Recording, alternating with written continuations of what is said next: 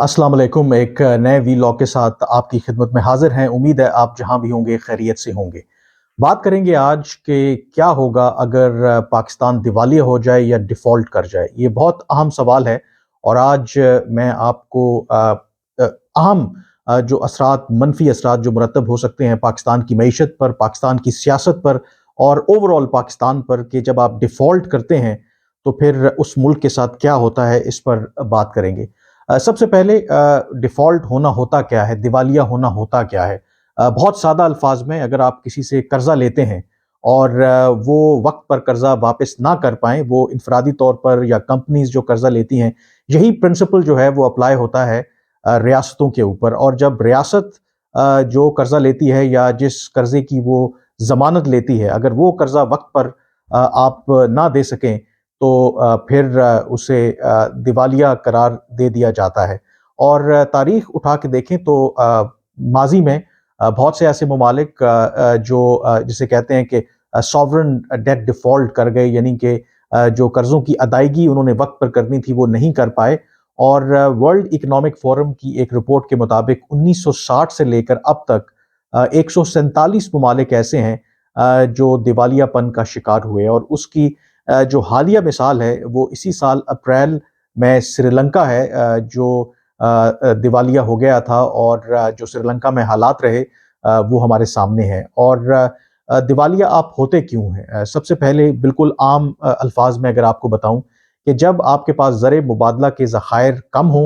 यानी कि जो डॉलर्स का इनफ्लो है वो कम हो, और आपके पास डॉलर्स इतने ना बचें कि एक आप जो कर्ज़ों की अदायगी करनी है वो ना कर सकें, दूसरा जो शरह सूद आपने देना होता है उन कर्ज़ों पर वो ना दे सकें, तो फिर आप दिवालिया हो जाते हैं। तो इसलिए ये बहुत ज़रूरी होता है कि आपके पास जो भी मुल्क है उसके पास जो ज़र मुबादला के ज़खायर हैं वो इतने होने चाहिए कि एक वो अपनी जो ज़रूरियात हैं वो जो दरामदात की शक्ल में वो उसे पूरा कर सके, और दूसरे वक्तन फ़वक्तन जो भी कर्ज़ों की अदायगी उन्होंने करनी है या जो शरह सूद की मद में उन्होंने पैसे अदा करने हैं वो भी देते रहें। अब जो पाकिस्तान के बारे में बात की जा रही है कि पाकिस्तान जेन्युइनली डिफ़ॉल्ट हो सकता है, उसकी वजूहात हैं। एक कि पाकिस्तान के जो इस वक्त ज़र मुबादला के ज़खायर हैं या फॉरेन एक्सचेंज रिजर्व्स हैं, वो स्टेट बैंक ऑफ पाकिस्तान के मुताबिक अगर आप देखें तो वो 6.7 अरब डॉलर तक आ गए हैं। और ये गुज़श्ता 4 सालों में कम तरीन सतह पर हमारे ज़र मुबादला के ज़खायर आ गए हैं। और इसका क्या मतलब है? इसका मतलब है कि हमारे पास ये जो 6.7 अरब डॉलर के ज़खायर हैं, ये सिर्फ एक माह की जो इम्पोर्ट है उसको कवर करने के लिए काफ़ी हैं। हालांकि जो स्टेबल मुल्क होते हैं, जहाँ की मईशत स्टेबल होती है, तो आइडियली किसी भी मुल्क के लिए, किसी भी मुल्क के पास इतने फॉरेन एक्सचेंज रिजर्व्स होने चाहिए कि वो 3 माह का इम्पोर्ट का कवर उनके पास मौजूद हो। तो इस तनासुब से अगर आप देखें तो पाकिस्तान के जो ज़र मुबादला के ज़खायर हैं वो कम अज़ कम 20 अरब डॉलर तो लाजमी होने चाहिए थे। अब जो पाकिस्तान के पास 6.7 अरब डॉलर के जो ज़खायर हैं ज़र मुबादला के, और ज़ाहिर है कि हमारी ज़रूरियात भी हैं, तो उसको हम कैसे पूरा करें, और जो कर्ज़ों की अदायगी है वो कैसे करें, और शरह सूद की मद में हमने जो पैसे अदा करने हैं उसको कैसे करना है। तो जैसे इस साल पाकिस्तान को लगभग कोई 34 अरब डॉलर चाहिए थे, जिसमें कर्ज़ों की अदायगी शामिल है, जिसमें जो बाकी हमारी ज़रूरियात शामिल हैं। जो हुकूमत ने जो एक प्लान तरतीब दिया था उसमें ज़ाहिर है कि मल्टीपल ऑप्शंस होते हैं आपके पास। आप इंटरनेशनल फाइनेंशियल इंस्टीट्यूशन से कर्जे लेते हैं, आप बायलैटरल दोस्त ममालिक से कर्जे लेते हैं, आप कमर्शियल बैंकों से कर्जे लेते हैं, और इस तरह से अपनी ज़रूरियात को पूरा करते हैं। लेकिन इस वक्त जो मामला जो फंसा हुआ है, क्योंकि ये तमाम जो खास करके इंटरनेशनल फाइनेंशियल इंस्टीट्यूशंस हैं वो तभी आपको कर्जा देते हैं, इवन कि जो कमर्शियल बैंक्स हैं वो तभी आपको आसान शराइत पर कर्जा देते हैं जब अगर आपकी मईशत मुश्किल से दो चार हो और इस तरह से अनसर्टनिटी हो। तो फिर जब आप आईएमएफ के प्रोग्राम में जाते हैं तो ये ज़रूरी है कि आप जो आईएमएफ का जो स्ट्रक्चरल प्रोग्राम है वो उसको फॉलो कर रहे हैं। और पाकिस्तान ज़ाहिर है कि आईएमएफ के प्रोग्राम में 2019 से है, और ये हमारा कोई ज़ाहिर है कि हर जो गवर्नमेंट आती है बहुत ही कम बीच में ऐसे फेजेस रहे हैं कि जब हम आईएमएफ के प्रोग्राम में ना गए हों। तो इस वक्त भी पाकिस्तान आईएमएफ के प्रोग्राम में है, लेकिन मसला इस वक्त ये है कि जो आईएमएफ का प्रोग्राम है वो एक लिहाज से मुअत्तल है। کیونکہ جو 9th ریویو ہونا تھا، کیونکہ جب جو بھی اہداف IMF سیٹ کرتا ہے اور پاکستان ان کے ساتھ مل کے سیٹ کرتا ہے، جب آپ ان کو پورا کرتے ہیں تو تبھی آپ کو اگلی قسط جاری ہوتی ہے. تو پاکستان کی جو اگلی قسط ہے 1.2 ارب ڈالر کی، وہ تاخیر کا شکار ہے، کیونکہ جو شرائط یا جو اہداف IMF نے رکھے تھے پاکستان کے لیے کہ آپ نے وہ پورے کرنے ہیں، وہ پاکستان جو ہے وہ پورے کر نہیں پا رہا، اور اس وجہ سے پاکستان کے اوپر یہ تلوار لٹک رہی ہے کہ پاکستان جو ہے وہ دیوالیہ ہو سکتا ہے. اور فرض کریں کہ اگر IMF کا پروگرام بحال نہیں ہوتا تو یہ مفتاح اسماعیل صاحب جو نون لیگ کے رہنما ہیں اور وزیر خزانہ بھی رہے ہیں اسحاق ڈار سے پہلے، تو وہ بھی یہ کہہ رہے ہیں کہ ویسے تو ڈیفالٹ ہونے کے خطرات نہیں ہیں، لیکن اگر IMF کا پروگرام بحال نہیں ہوتا تو پھر پاکستان کے جو دیوالیہ ہونے کے خطرات ہیں وہ بہت حد تک بڑھ سکتے ہیں اور حقیقت میں بھی بدل سکتے ہیں. اب میں آپ کو بتاؤں گا کہ اگر آپ دیوالیہ ہوتے ہیں تو ہوگا کیا، یہ میرے خیال میں جاننا بہت ضروری ہے. ویسے پاکستان کی جو معاشی مشکلات ہیں وہ بہت زیادہ گمبھیر ہوتی جا رہی ہیں. آپ مہنگائی کی شرح دیکھیں، آپ ٹیکسوں کی بھرمار دیکھیں، آپ کوئی بھی سیکٹر لے لیں معیشت کا، اس وقت کافی مشکلات سے آپ دوچار ہیں. لیکن اگر آپ ڈیفالٹ کر جاتے ہیں تو پھر آپ کے ساتھ کیا ہوگا؟ سری لنکا کی ایگزامپل ہمارے پاس موجود ہے. ڈیفالٹ ہونے کا مطلب یہ ہے کہ آپ کے پاس اتنے ڈالرز نہیں ہیں، جیسے میں پہلے کہہ رہا تھا کہ آپ جو اپنے قرضے ہیں وہ ادا کر سکیں، جو شرح سود ہے وہ ادا کر سکیں. تو جب آپ کے پاس ڈالرز کی جو شارٹیج ہوگی تو دنیا ایک گلوبل ولیج ہے، جو پاکستان 22-23 کروڑ آبادی کا ایک ملک ہے، جو تمام ہماری ضروریات ہیں. ہم خود کفیل تو نہیں ہیں، خاص کر کے بہت سے ایسی اشیاء ہیں جو ہمیں باہر سے امپورٹ کرنا پڑتی ہے، خاص کر کے اگر بات کریں جو پیٹرولیم پروڈکٹس ہیں. اب آپ تصور کریں کہ پاکستان سرکاری طور پر دیوالیہ ہو گیا اور ہمارے پاس اتنے ڈالرز نہیں بچتے. اگر ہمارے پاس ڈالر نہیں بچیں گے تو اس کا مطلب ہے کہ جو سب سے بڑا ہمارا حصہ ہے جو ہم سالانہ امپورٹ کرتے ہیں جو بھی پروڈکٹس، اس میں سب سے زیادہ جو بڑا شیئر ہے وہ ہے پیٹرولیم پروڈکٹس کا. تو اگر ہمارے پاس ڈالر نہیں ہوں گے تو ظاہر ہے کہ آپ تیل جو ہیں وہ امپورٹ نہیں کر پائیں گے، یا اس مقدار میں امپورٹ نہیں کر پائیں گے جو آپ کی ضروریات کو پورا کر سکے. آپ تصور کریں کہ آپ پیٹرول سٹیشن پہ جاتے ہیں اور وہاں پر آپ کو میلوں لمبی قطاریں نظر آتی ہیں، کئی کئی گھنٹے آپ کو انتظار کرنا پڑتا ہے ایک ایک بوند، ایک ایک لیٹر پیٹرول کے لیے. اور اگر پاکستان کے اندر یہ حالات پیدا ہو جائیں کہ آپ کے پاس ڈالرز ہیں نہیں، آپ تیل امپورٹ کر نہیں سکتے، اور پھر آپ کے پاس اس طرح سے شارٹیج ہو جائے، تو آپ تصور کریں کہ جو نظام زندگی ہے وہ کیسے متاثر ہوگا. نہ صرف اس طرح سے متاثر ہوگا بلکہ جو آپ کے بجلی گھر ہیں، جو پاور پلانٹس ہیں، بہت سے ایسے پاور پلانٹس ہیں جو ہم تیل امپورٹ کرتے ہیں یا جو LNG امپورٹ کرتے ہیں ان پر چلتے ہیں. جب آپ کے پاس ڈالرز نہیں ہوں گے تو اس کا مطلب ہے کہ آپ کی جو بجلی گھر ہیں وہ بھی نہیں چل پائیں گے. جیسے سری لنکا میں ہم نے دیکھا کہ 12-12 گھنٹے، 16-16 گھنٹے جو ہے وہاں پہ لوڈ شیڈنگ کی جاتی تھی. تو اس کا مطلب ہے کہ ایک آپ کو تیل کی شارٹیج ہوگی تو نہ آپ کی انڈسٹری چل سکے گی، نہ آپ کی ٹرانسپورٹ چل سکے گی، نہ آپ کا نظام زندگی چل سکے گا. اور دوسرا، اگر اسی طرح سے آپ ڈیفالٹ کر جاتے ہیں، آپ کے پاس LNG نہیں ہوگی، آپ کے پاس جو پاور پلانٹ چلانے کے لیے تیل ہے وہ نہیں ہوگا، تو آپ کے گھروں میں بجلی نہیں ہوگی، آپ کی انڈسٹری کو بجلی نہیں ملے گی. اس کا نتیجہ کیا نکلے گا کہ آپ کے ملک میں انڈسٹری، آپ کے ملک میں جو کارخانے ہیں وہ رک جائیں گے، اور نتیجہ کیا نکلے گا کہ بے روزگاری ہوگی، یا جو لوگ ملازمت کر رہے ہوں گے ان کو تنخواہیں نہیں ملیں گی. اس کے علاوہ پھر مہنگائی میں اس کے نتیجے میں جو اضافہ ہوگا، کیونکہ جب آپ دیوالیہ ہوتے ہیں تو اس وقت اگر آپ دیکھیں جو روپے کی قدر ہے پاکستان میں، ویسے تو 3 ریٹ چل رہے ہیں لیکن سرکاری طور پر جو انٹر بینک کا ریٹ ہے، چلیں اسی کو لے لیتے ہیں، تو 225 روپے کے قریب ہے. اور اس کی وجہ یہ ہے کہ ہمارا جو حالیہ مہینوں میں جو روپے کی قدر میں اتنی تیزی سے کمی آئی ہے، اس کی وجہ یہی ہے کہ ہمارے مارکیٹ میں ڈالر کی شارٹیج ہے. اور اگر آپ دیوالیہ ہو جاتے ہیں اور آپ کے پاس ظاہر ہے کہ ڈالر مزید کم ہوں گے، تو اس کے نتیجے میں جو آپ کا آج ایکسچینج ریٹ ہے اگر 225 روپے ہے تو یہ عین ممکن ہے کہ یہ جمپ کر کے 350، 400، 500 روپے تک پہنچ سکتا ہے.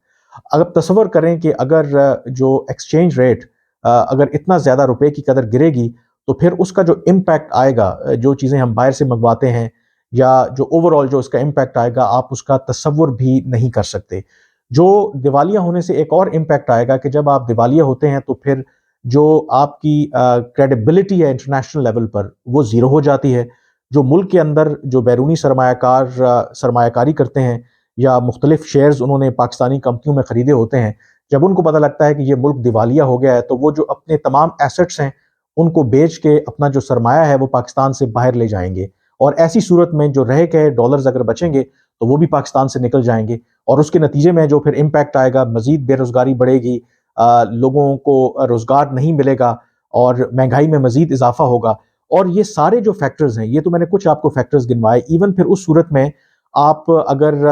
کچھ قرضے لینے کی کوشش بھی کریں گے اپنا نظام زندگی چلانے کے لیے تو وہ آپ کو بہت مہنگے داموں، آپ کو جو کمرشل بینکس ہیں، جو انٹرنیشنل انسٹیٹیوشنز ہیں، پہلے تو دیں گے نہیں. اگر دیں گے تو وہ ایسی شرائط پر دیں گے کہ جس سے آپ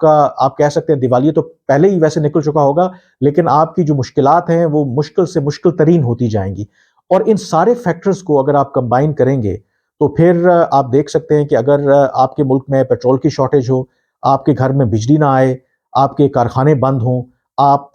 کے پاس روزگار نہ ہو، آپ کو وقت پر تنخواہ نہ مل رہی ہو، اور یہ سارے جو فیکٹرز جب کمبائن کریں گے تو پھر آپ تصور کر سکتے ہیں کہ ملک کے اندر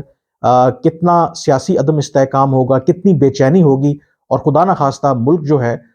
وہ ایک انارکی اور ایک خانہ جنگی کی طرف جا سکتا ہے. کیونکہ عام لوگ تو اس کا الزام حکومت کو دیں گے، اور جو بھی مہنگائی ہوگی، جو بھی شارٹیج ہوگی، اس کا دباؤ حکومت کے اوپر آئے گا، اور حکومت کے خلاف اور ریاست کے خلاف مظاہرے ہوں گے، لوگ سڑکوں پر آئیں گے. تو اس کے نتیجے میں ایک ٹوٹل کیوس ہوگا، ایک چیزیں جو ہیں وہ پوائنٹ آف نو ریٹرن پہ چلی جائیں گی. اور ایسی صورت میں پھر آگے کیا ہوگا، یہ تو پھر میرے خیال میں پھر ایک بہت انسرٹن سچویشن ہوگی. تو اب ایسی صورت میں اگر ہم دیکھیں جو سچویشن ہے اس وقت، وہ یہ ڈیبیٹ ہو رہی ہے، عمران خان صاحب قبل از وقت انتخابات چاہتے ہیں. ظاہر ہے ایک ان پرنسپل یہ بات بالکل ٹھیک ہے کہ جن معاشی مسائل کا ہم شکار ہیں اس میں ایک ایسی حکومت ضرور آنی چاہیے جس کے پاس ایک فریش مینڈیٹ ہو اور وہ اپنا اکنامک روڈ میپ کے ذریعے پاکستان کو اس مشکل صورتحال سے نکالے. لیکن اب ہم ایک ایسے بھور میں پھنس چکے ہیں کہ فرض کریں کہ جیسے میں نے کہا کہ اس وقت ہمارے پاس 6.7 ارب ڈالر کے زر مبادلہ کے ذخائر ہیں جو صرف ایک ماہ کی امپورٹ کے لیے کافی ہیں. تو ایسی صورت میں اگر آپ امیڈیٹلی الیکشنز کی طرف جاتے ہیں تو آپ کو کم از کم ایک کوشن ضرور چاہیے، ایک بفر چاہیے کہ کم از کم 3 ماہ کے لیے آپ کے پاس بینک کے اندر، اسٹیٹ بینک آف پاکستان کے پاس اتنے ڈالرز ہوں کہ آپ جو آنے والی ادائیگیاں ہیں بیرونی وہ کر سکیں. دوسرا، جو اسینشل کموڈٹیز ہیں جو امپورٹ کرنے کے لیے جو امپورٹ بل کے قیمت میں ہم نے پیسے ادا کرنے ہیں وہ کر سکیں. لیکن اگر 6.7 ارب ڈالر کے ساتھ فرض کریں کہ ہم الیکشنز کی طرف جاتے ہیں اور آئی ایم ایف کا پروگرام بھی بحال نہیں ہوتا اور ہم دوست ممالک سے بھی ہمیں پیسے نہیں ملتے، تو پھر ایسی صورت میں شاید اسی دوران جب ہم الیکشنز کی تیاریاں کر رہے ہوں، الیکشنز کی طرف جا رہے ہوں، تو پاکستان دیوالیہ ہو جائے، اور پھر جو اگلی گورنمنٹ جو بھی آئے اس کے لیے شاید حالات کو سنبھالنا جو ہے وہ بالکل ناممکن ہو جائے. تو ایسی صورت میں پاکستان کو اگلے 3-4 ماہ ایٹ لیسٹ اگر الیکشنز ہوتے بھی ہیں ایک ایسا کوشن چاہیے کہ اگلی حکومت آنے تک الیکشنز کے بعد حالات اس نہج تک نہ جائیں کہ ہم ایک سروائیول موڈ میں ہوں، کم از کم سروائیو کر جائیں، دیوالیہ نہ ہو. اور پھر جب گورنمنٹ آئے تو اس کے پاس اتنا ٹائم ہو کہ وہ آئی ایم ایف کے ساتھ، دوست ممالک کے ساتھ، انٹرنیشنل فائنینشیل انسٹیٹیوشنز کے ساتھ مل کے جو بھی ایک روڈ میپ طے کرے اور پاکستان کو اس مشکل صورتحال سے نکالے. تو اس وقت باوجود اس کے کہ آپ کا کسی بھی سیاسی جماعت سے تعلق ہے، نمبر 1 ایشو اس وقت یہی ہے، وہ ہے پاکستان کے معاشی جو حالات ہیں، پاکستان کو اس معاشی دلدل سے کیسے نکالنا ہے اور پاکستان کو دیوالیہ ہونے سے کیسے نکالنا ہے. یہ بھول جائیں کہ آپ کو آئندہ آنے والے مہینوں میں کوئی ریلیف ملے گا. اب ایسی صورت میں پاکستان کے پاس اب 2 آپشن بچتے ہیں، کیونکہ یہ بات تو طے ہے کہ اگر ہم نے اپنے آپ کو دیوالیہ ہونے سے بچانا ہے تو اس میں بڑا واضح ہے کہ ہمیں کیا کرنا پڑے گا کہ ہمیں آئی ایم ایف کے ساتھ پروگرام کو ہر صورت میں بحال کروانا پڑے گا. اگر نہیں ہوگا تو پھر ہمیں دیوالیہ ہونے سے کوئی نہیں بچا سکتا. اب ہمارے پاس 2 آپشنز ہیں. اب جو آئی ایم ایف ہے وہ پروگرام کی جو بحالی چاہ رہا ہے اس کے لیے انہوں نے کڑی شرائط رکھی ہیں ہم سے. وہ چاہتے ہیں کہ آلریڈی حکومت جو ہے وہ پیٹرول کے اوپر لیوی جو ہے وہ عائد کر رکھی ہے. وہ چاہتے ہیں کہ پاکستان اس کے اوپر مزید جو ہے حکومت وہ ٹیکس عائد کرے، بجلی کی قیمتوں میں اضافہ کرے، گیس کی قیمتوں میں وہ اضافہ کرے، جو ایکسچینج ریٹ ہے اس کو آرٹیفیشلی کنٹرول نہ کرے روپے کی قدر کو. اسی طرح سے جو ٹیکس ہیں وہ عوام کے اوپر یا جو بھی ہیں وہ مزید لگائے جائیں اور ٹف میجرز لیے جائیں. اب हुकूमत जो है वो ये मेजर्स लेने में कतरा रही है, क्योंकि उनको लगता है कि अगर इलेक्शंस होते हैं तो अगर इस तरह के वो मेजर्स लेंगे तो वो अवाम में मज़ीद गैर मकबूल होंगे। लेकिन सोचना हमने ये है कि एक तरफ ये मुश्किल पेनफुल जो शराइत है IMF की, वो हमें माननी होंगी अगर हम चाहते हैं कि हम दिवालिया ना हों, और दूसरी तरफ हमारे पास ये ऑप्शन है कि हम ये मुश्किल शराइत जो हैं वो ना माने, पेनफुल शराइत ना माने और मुल्क को दिवालिया होने दें। तो दोनों में से हमने चूज़ करना है। दोनों रास्ते मुश्किल हैं, लेकिन ये देखना है कि कम तकलीफ दे रास्ता कौन सा है। मेरे ख्याल में, और बहुत से जो मुआशी माहिरीन इस बात से इत्तेफाक करेंगे, जो कम मुश्किल मरहला है या जो फेज़ है वो ये है कि हम IMF की जो शराइत हैं उन्हें मानें, जो मुश्किल शराइत हैं, तकलीफ देह हैं, उन्हें मानें और मुल्क को दिवालिया होने से बचाएं। क्योंकि ऐसी सूरत में जो IMF की शराइत हैं अगर हम मान लेते हैं तो शायद कहीं ना कहीं पाकिस्तान की जो मईशत है वो बचने की उम्मीद है, और जो तकलीफ दे अमल होगा वो कहीं ना कहीं काबिल बर्दाश्त होगा। लेकिन अगर हम IMF के साथ प्रोग्राम को बहाल नहीं करवाते और दिवालिया हो जाते हैं, और उस सूरत में पाकिस्तान के ऊपर, हर पाकिस्तानी के ऊपर, रियासत के ऊपर जो मनफी असरात मुरतब होंगे, शायद वो हम बर्दाश्त नहीं कर पाएंगे। अब देखना यह है कि इस मुश्किल सूरत हाल में एक तरफ पाकिस्तान तेजी से सियासी अदम इस्तेहकाम की तरफ बढ़ रहा है, दूसरी तरफ हमें दिवालिया होने का खतरा है। तो ऐसी सूरत में जो हमारे फैसला साज हैं वो क्या फैसला करते हैं? डेफिनेटली वैसे तो ये कहते हैं कि पाकिस्तान हर दफ़ा के दोराहे पे खड़ा है। डेफिनेटली पाकिस्तान एक दोराहे पे खड़ा है, टफ चॉइसेस हैं, लेकिन इस वक्त जो कम मुश्किल मेरे ख्याल में चॉइस है वो यही है कि IMF की जो भी शराइत हैं, कड़ी शराइत, उन पर अमल दरामद किया जाए और मुल्क को दिवालिया होने से बचाया जाए। क्योंकि अगर हम दिवालिया हो गए तो उसके जो नुकसानात हैं शायद कोई भी बर्दाश्त नहीं कर सकता। आज के वीलॉग से इतना ही, मुझे अब इजाज़त दीजिए। अल्लाह हाफ़िज़।